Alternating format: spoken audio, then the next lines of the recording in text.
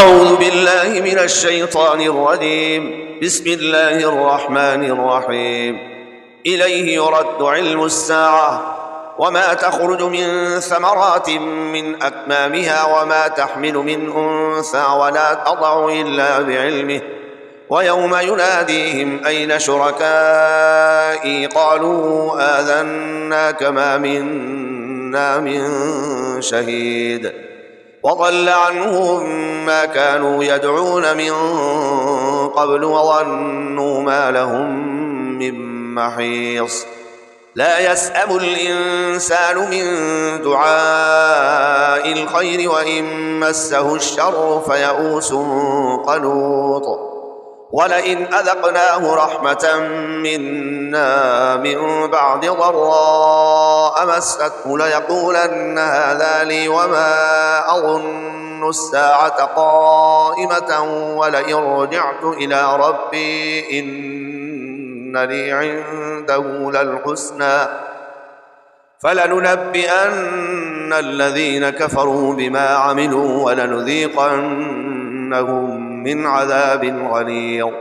وإذا أنعمنا على الإنسان أعرض ونأى بجانبه وإذا مسه الشر فذو دعاء عريض.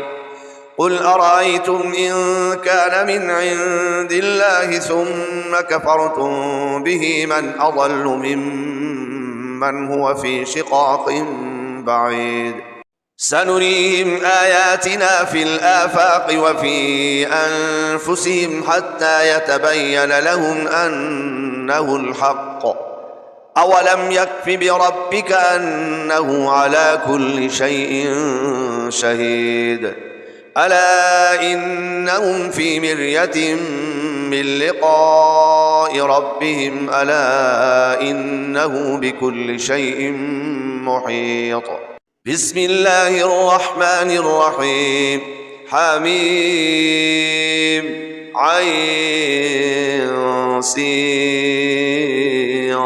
قاف. كذلك يوحي إليك وإلى الذين من قبلك الله العزيز الحكيم له ما في السماوات وما في الأرض وهو العلي العظيم. تكاد السماوات يتفطرن من فوقهن والملائكة يسبحون بحمد ربهم ويستغفرون لمن في الأرض ألا إن الله هو الغفور الرحيم. والذين اتخذوا من دونه أولياء الله حفيظ عليهم وما أنت عليهم بوكيل. وكذلك أوحينا إليك قرآنا عربيا لتنذر أم القرى ومن حولها وتنذر يوم الجمع لا ريب فيه فريق في الجنة وفريق في السعير. ولو شاء الله لجعلهم أمة واحدة ولكن يدخل من يشاء في رحمته والظالمون ما لهم من ولي ولا نصير. أم اتخذوا من دونه أولياء فالله هو الولي وهو يحيي الموتى وهو على كل شيء قدير. وما اختلفتم فيه من شيء فحكمه إلى الله ذلكم الله ربي عليه توكلت وإليه أنيب. فاطر السماوات والأرض جعل لكم من أنفسكم أزواجا ومن الأنعام أزواجا يذرأكم فيه ليس كمثله شيء وهو السميع البصير. له مقاليد السماوات والأرض يبسط الرزق لمن يشاء ويقدر إنه بكل شيء عليم. شرع لكم من الدين ما وصى به نوحا والذي أوحينا إليك وما وصينا به إبراهيم وموسى وعيسى أن أقيموا الدين ولا تتفرقوا فيه كبر على المشركين ما تدعوهم إليه الله يجتبي إليه من يشاء ويهدي إليه من ينيب وما تفرقوا إلا من بعد ما جاءهم العلم بغيا بينهم ولولا كلمة سبقت من ربك إلى أجل مسمى لقضي بينهم وإن الذين أورثوا الكتاب من بعدهم لفي شك منه مريب فلذلك فادع واستقم كما أمرت ولا تتبع أهواءهم وقل آمنت بما أنزل الله من كتاب وأمرت لأعدل بينكم الله ربنا وربكم لنا أعمالنا ولكم أعمالكم لا حجة بيننا وبينكم الله يجمع بيننا وإليه المصير والذين يحاجون في الله من بعد ما استجيب له حجتهم داحضة عند ربهم وعليهم غضب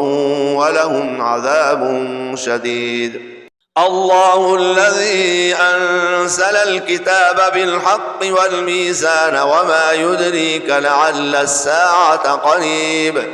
يستعجل بها الذين لا يؤمنون بها والذين آمنوا مشفقون منها ويعلمون أنها الحق ألا إن الذين يمارون في الساعة لفي ضلال بعيد الله لطيف بعباده يرزق من يشاء وهو القوي العزيز من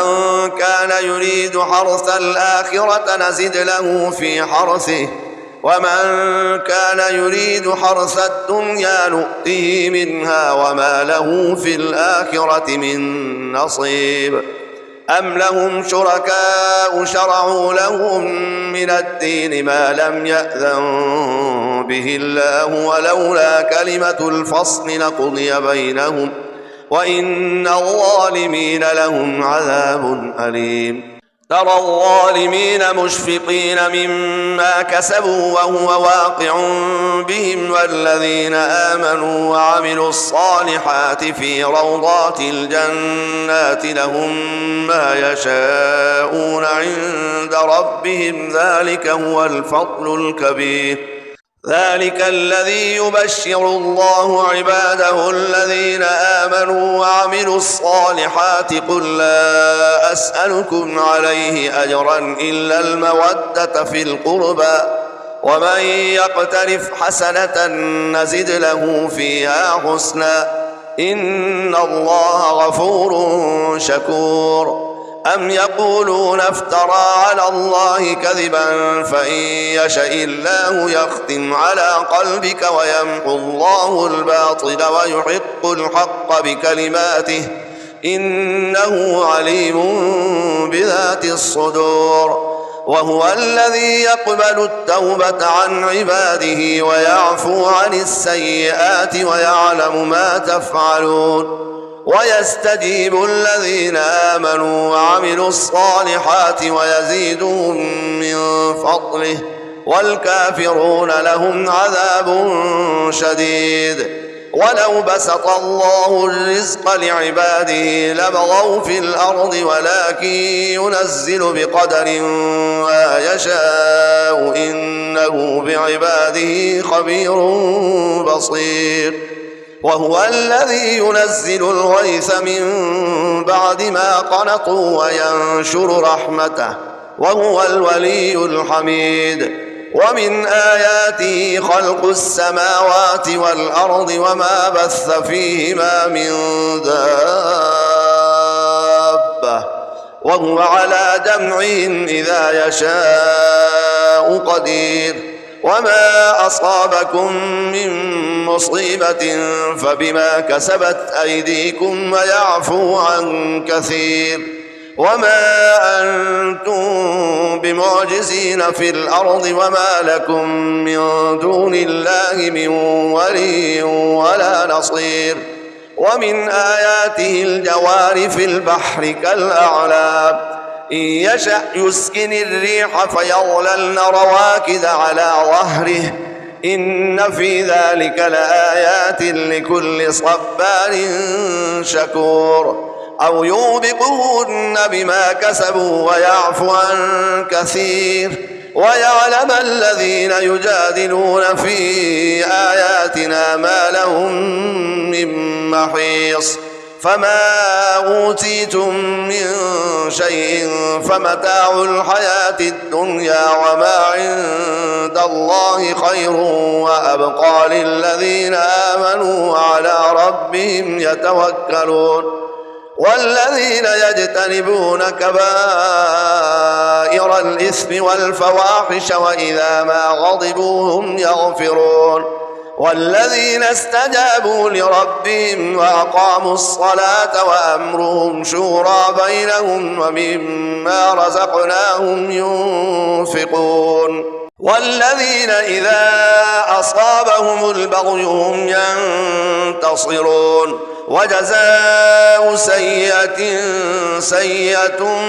مثلها فمن عفا وأصلح فأجره على الله إنه لا يحب الظالمين. ولمن انتصر بعد ظلمه فأولئك ما عليهم من سبيل. إنما السبيل على الذين يظلمون الناس ويبغون في الأرض بغير الحق أولئك لهم عذاب أليم. ولمن صبر وغفر إن ذلك لمن عزم الأمور. ومن يضلل الله فما له من ولي من بعده. وترى الظالمين لما رأوا العذاب يقولون هل إلى مرد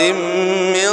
سبيل. وتراهم يعرضون عليها خاشعين من الذل ينظرون من طرف خفي.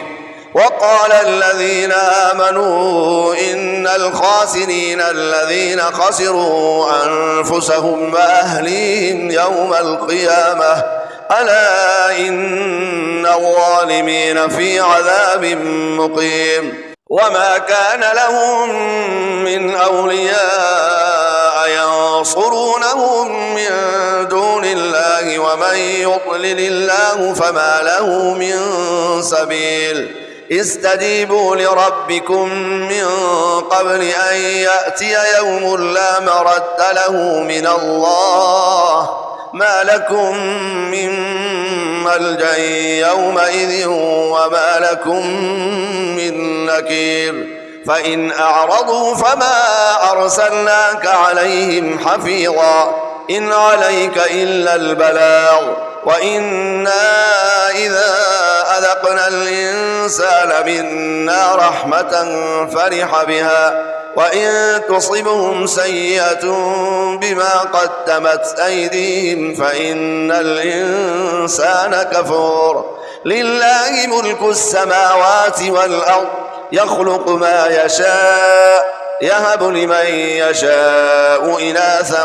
ويهب لمن يشاء الذكور أو يزوجهم ذكرانا وإناثا ويجعل من يشاء عقيما إنه عليم قدير. وما كان لبشر أن يكلمه الله إلا وحيا أو من وراء حجاب أو يرسل رسولا فيوحي بإذنه ما يشاء إنه علي حكيم. وكذلك أوحينا إليك روحا من أمرنا ما كنت تدري ما الكتاب ولا الإيمان ولكن جعلناه نورا نهدي به من نشاء من عبادنا وإنك لتهدي إلى صراط مستقيم. صراط الله الذي له ما في السماوات وما في الأرض ألا إلى الله تصير الأمور. بسم الله الرحمن الرحيم. حميم والكتاب المبين إنا جعلناه قرآنا عربيا لعلكم تعقلون وإنه في أم الكتاب لدينا لعلي حكيم. أفنضرب عنكم الذكر صفحا أن كنتم قوما مسرفين وكم أرسلنا من نبي في الأولين وما يأتيهم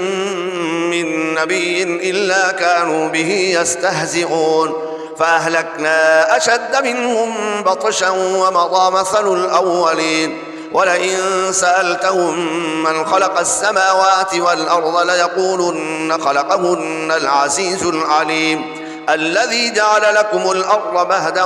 وجعل لكم فيها سبلا لعلكم تهتدون والذي نزل من السماء ماء بقدر فأنشرنا به بلدة ميتا كذلك تخرجون والذي خلق الأزواج كلها وجعل لكم من الفلك والأنعام ما تركبون لتستووا على ظهوره ثم تذكروا نعمة ربكم إذا استويتم عليه وتقولوا سبحان الذي سخر لنا هذا وما كنا له مقرنين وإنا إلى ربنا لمنقلبون وجعلوا له من عباده جزءا إن الإنسان لكفور مبين أم اتخذ مما يخلق بنات وأصفاكم بالبنين وإذا بشر أحد بما ضرب للرحمن مثلا ظل وجهه مسودا وهو كظيم أومن ينشأ في الحلية وهو في الخصام غير مبين وجعلوا الملائكة الذين هم عباد الرحمن إناثا أشهدوا خلقهم ستكتب شهادتهم ويسألون وقالوا لو شاء الرحمن ما عبدناهم ما لهم بذلك من علم إن هم إلا يخرصون أم آتيناهم كتابا من قبله فهم به مستمسكون بل قالوا إنا وجدنا آباءنا على أمة وإنا على آثارهم مهتدون وكذلك ما أرسلنا من قبلك في قرية من نذير إلا قال مترفوها إنا وجدنا آباءنا على أمة وإنا على آثارهم مقتدون قال أولو جئتكم بأهدى مما وجدتم عليه آباءكم قالوا إنا بما أرسلتم به كافرون فانتقمنا منهم فانظر كيف كان عاقبة المكذبين وإذ قال إبراهيم لأبيه وقومه إنني براء مما تعبدون إلا الذي فطرني فإنه سيهدين وجعلها كلمة باقية في عقبه لعلهم يرجعون بل متعت هؤلاء وآباءهم حتى جاءهم الحق ورسول مبين ولما جاءهم الحق قالوا هذا سحر وإنا به كافرون وقالوا لولا نزل هذا القرآن على رجل من القريتين عظيم أهم يقسمون رحمة ربك نحن قسمنا بينهم معيشتهم في الحياة الدنيا ورفعنا بعضهم فوق بعض درجات ليتخذ بعضهم بعضا سخريا ورحمة ربك خير مما يجمعون ولولا أن يكون الناس أمة واحدة لجعلنا لمن يكفر بالرحمن لبيوتهم سقفا من فضة ومعارج عليها يظهرون ولبيوتهم أبوابا وسررا عليها يتكئون وزخرفا وإن كل ذلك لما متاع الحياة الدنيا والآخرة عند ربك للمتقين. ومن يعش عن ذكر الرحمن نقيض له شيطانا فهو له قرين وإنهم ليصدونهم عن السبيل ويحسبون أنهم مهتدون حتى إذا جاءنا قال يا ليت بيني وبينك بعد المشرقين فبئس القرين ولن ينفعكم اليوم إذ ظلمتم أنكم في العذاب مشتركون أفأنت تسمع الصم أو تهدي العمي ومن كان في ضلال مبين فإما نذهبن بك فإنا منهم منتقمون أو نرينك الذي وعدناهم فإنا عليهم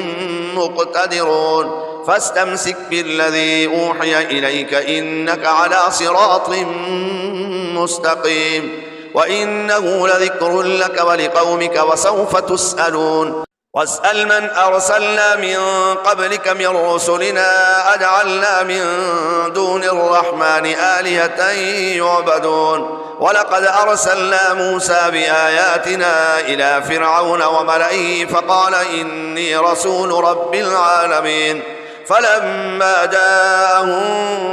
بآياتنا إذا هم منها يضحكون وما نريهم من آية إلا هي أكبر من أختها وأخذناهم بالعذاب لعلهم يرجعون وقالوا يا أيها الساحر ادع لنا ربك بما عهد عندك إننا لمهتدون فلما كشفنا عنهم العذاب إذا هم ينكثون ونادى فرعون في قومه قال يا قوم أليس لي ملك مصر وهذه الأنهار تجري من تحتي أفلا تبصرون أم أنا خير من هذا الذي هو مهين ولا يكاد يبين فلولا ألقي عليه أسبرة من ذهب أو جاء معه الملائكة مقترنين فاستخف قومه فأطاعوه إنهم كانوا قوما فاسقين فلما آسفونا انتقمنا منهم فأغرقناهم أجمعين فجعلناهم سلفا ومثلا للآخرين ولما ضرب ابن مريم مثلا إذا قومك منه يصدون وقالوا أآلهتنا خير أم هو ما ضربوه لك إلا جدلا بل هم قوم خصمون إن هو إلا عبد أنعمنا عليه وجعلناه مثلا لبني إسرائيل ولو نشاء لجعلنا منكم ملائكة في الأرض يخلفون وإنه لعلم للساعة فلا تمترن بها واتبعون هذا صراط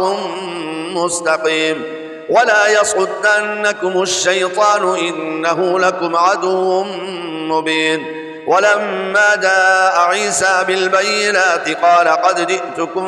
بالحكمة ولأبين لكم بعض الذي تختلفون فيه فاتقوا الله وأطيعون إن الله ربي وربكم فاعبدوه هذا صراط مستقيم فاختلف الأحزاب من بينهم فويل للذين ظلموا من عذاب يوم أليم هل ينظرون إلا الساعة أن تأتيهم بغتة وهم لا يشعرون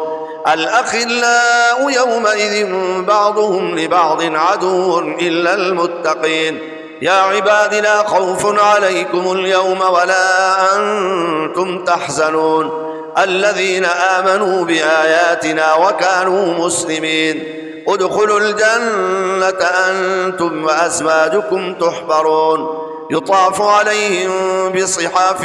من ذهب وأكواب وفيها ما تشتهيه الأنفس وتلذ الأعين وأنتم فيها خالدون وتلك الجنة التي أورثتموها بما كنتم تعملون لكم فيها فاكهة كثيرة ومنها تأكلون إن المجرمين في عذاب جهنم خالدون لا يفتر عنهم وهم فيه مبلسون وما ظلمناهم ولكن كانوا هم الظالمين ونادوا يا مالك ليقض علينا ربك قال إنكم ماكثون لقد جئناكم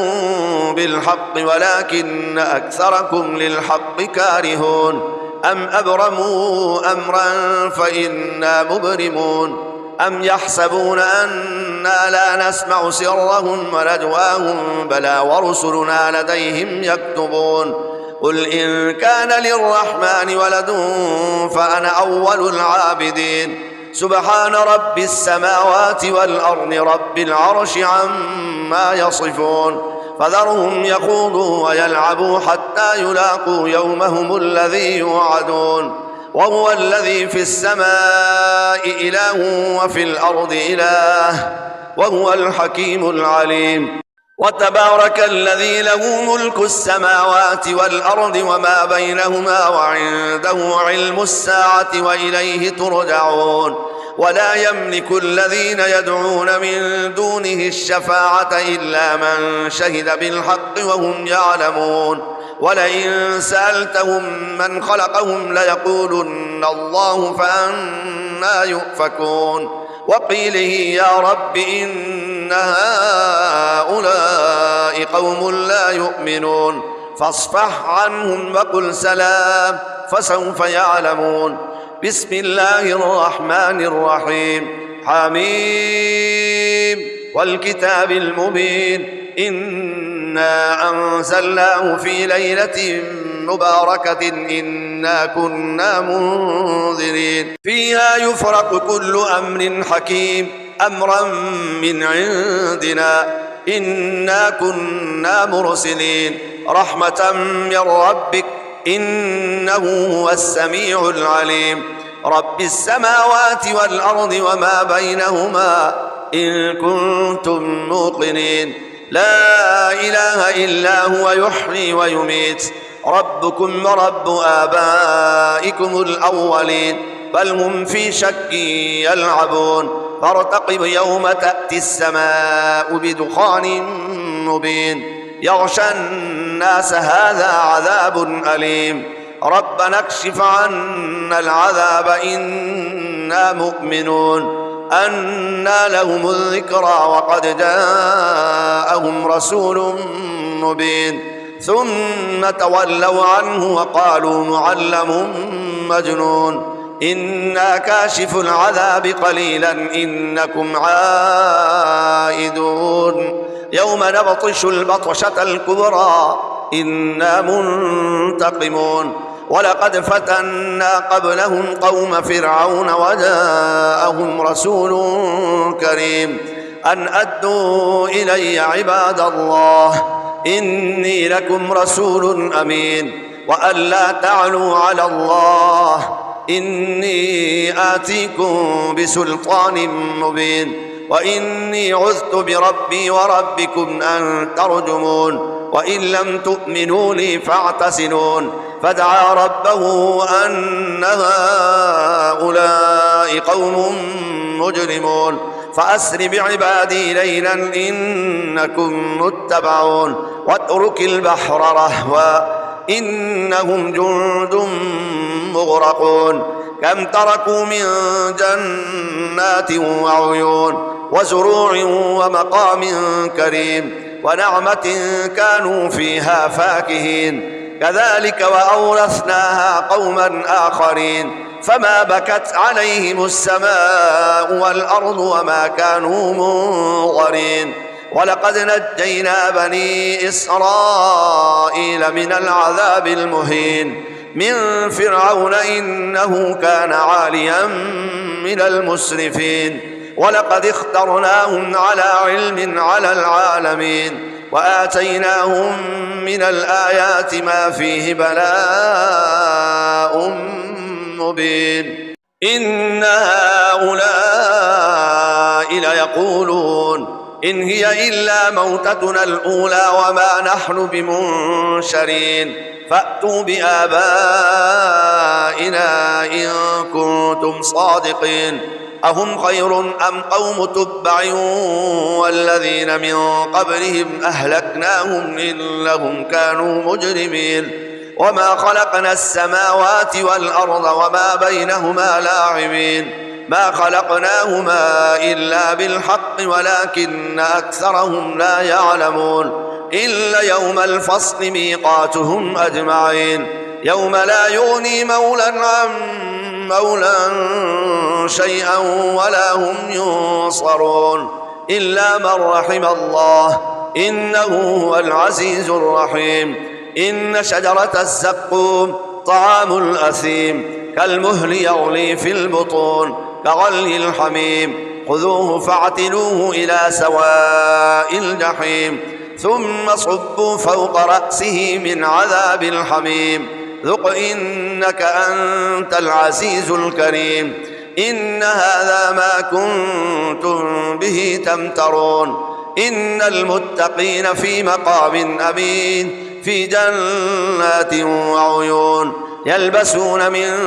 سندس واستبرق متقابلين كذلك وزوجناهم بحور عين يدعون فيها بكل فاكهة آمنين لا يذوقون فيها الموت إلا الموتة الأولى ووقاهم عذاب الجحيم فضلا من ربك ذلك هو الفوز العظيم فإنما يسرناه بلسانك لعلهم يتذكرون فارتقب إنهم مرتقبون بسم الله الرحمن الرحيم حميم تنزيل الكتاب من الله العزيز الحكيم إن في السماوات والأرض لآيات للمؤمنين وفي خلقكم وما يبث من دابة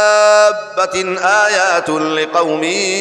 يوقنون واختلاف الليل والنهار وما أنزل الله من السماء من رزق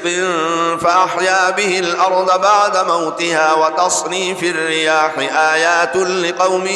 يعقلون تلك آيات الله نتلوها عليك بالحق فبأي حديث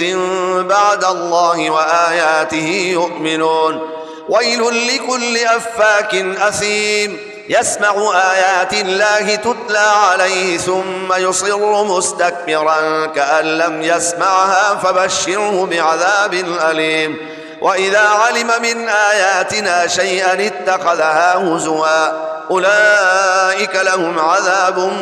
مهين من ورائهم جهنم ولا يغني عنهم ما كسبوا شيئا ولا ما اتخذوا من دون الله أولياء ولهم عذاب عظيم هذا هدى والذين كفروا بآيات ربهم لهم عذاب من رجز أليم الله الذي سخر لكم البحر لتجري الفلك فيه بأمره ولتبتغوا من فضله ولعلكم تشكرون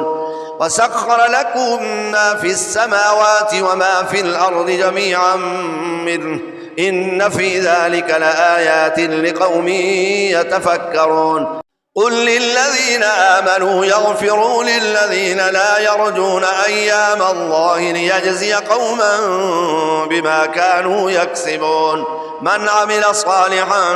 فلنفسه ومن أساء فعليها ثم إلى ربكم ترجعون ولقد آتينا بني إسرائيل الكتاب والحكم والنبوة ورزقناهم من الطيبات وفضلناهم على العالمين وآتيناهم بينات من الأمر فما اختلفوا إلا من بعد ما جاءهم العلم بغيا بينهم إن ربك يقضي بينهم يوم القيامة فيما كانوا فيه يختلفون ثم جعلناك على شريعة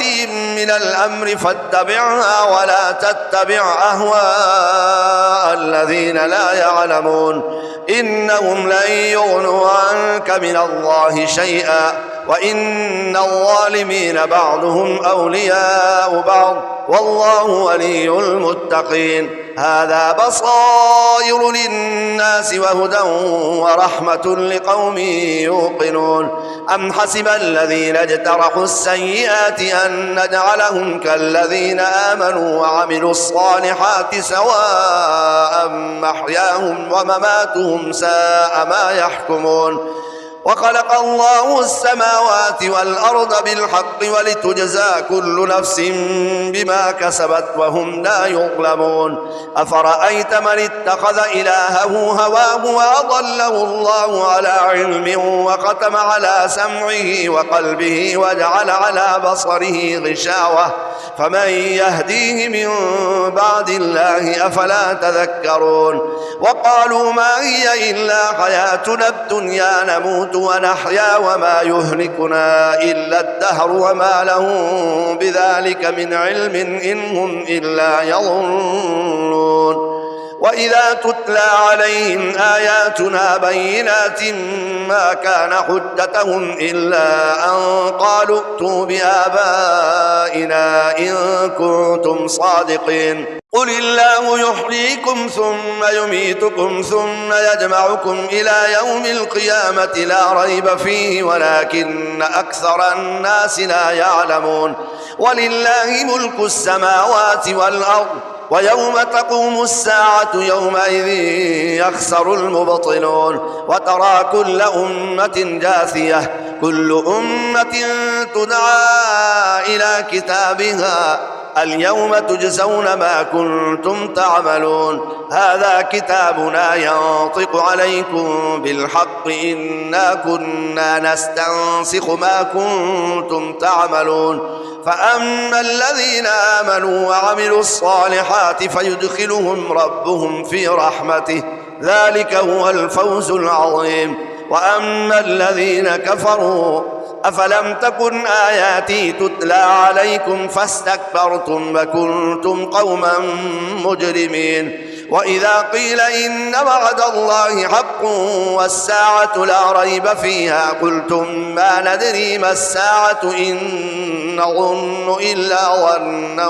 وما نحن بمستيقنين وبدا لهم سيئات ما عملوا وحاق بهم ما كانوا به يستهزئون وقيل اليوم ننساكم كما نسيتم لقاء يومكم هذا ومأواكم النار وما لكم من ناصرين ذلكم بأنكم اتخذتم آيات الله هزوا وغرتكم الحياة الدنيا فاليوم لا يخرجون منها ولا هم يستعتبون فلله الحمد رب السماوات ورب الأرض رب العالمين وله الكبرياء في السماوات والأرض وهو العزيز الحكيم صدق الله العظيم.